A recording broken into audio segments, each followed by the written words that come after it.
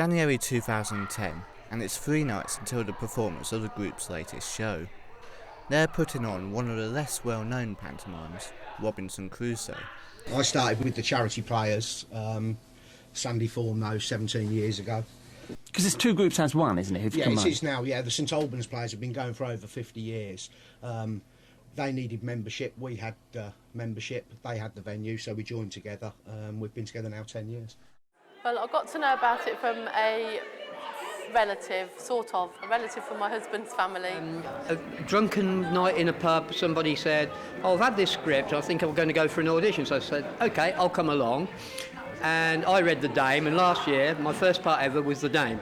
And I've been in it ever since now.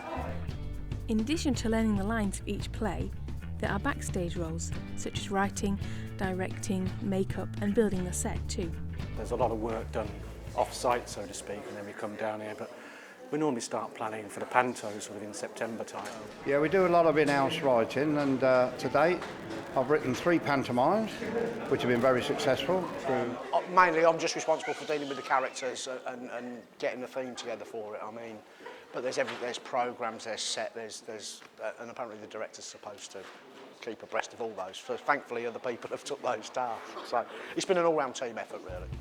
Although it may look as if the group do it just for fun, there is a serious side to the group, as money raised from the tickets and raffles across the year are given to a specific charity.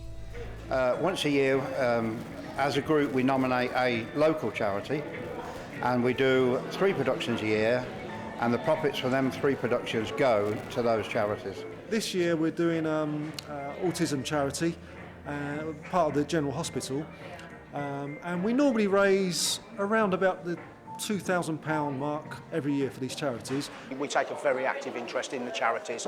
We meet with them, we want to know all about them, we insist they come up here and support their corner and interact with us as well. There's nowhere in this world you can go, and for how cheap we sell tickets, and 50 pence a cup of tea and 20 pence a glass of pop, where can the family go for this amount of it for 3 hours entertainment?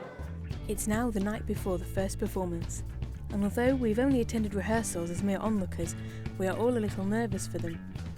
Whilst parts of the show are shaping up well, as with any show there seems to be the potential for missed cues and fluff lines.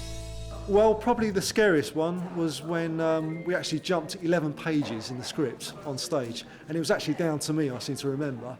But once again we managed to get back to where we should have been, and I think we got away with it overall. Through the rehearsals I smashed my elbow, and since then I've done a cartilage on my knee and everything else. So on a personal note, I'm just getting smashed to bits, but nothing too drastic.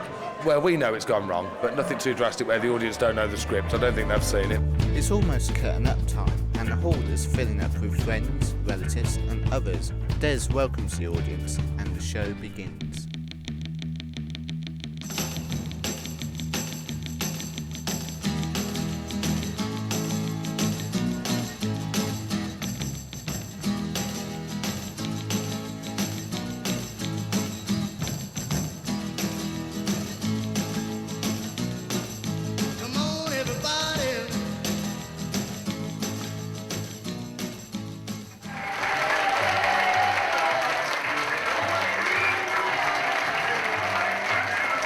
As the audience exits at the end of the performance, we decide that the show was quite different to what we had glimpsed during rehearsals. Although there were moments where things went wrong, I'm going to pick you, young lady. You can come up and help. Yes. Never so willing.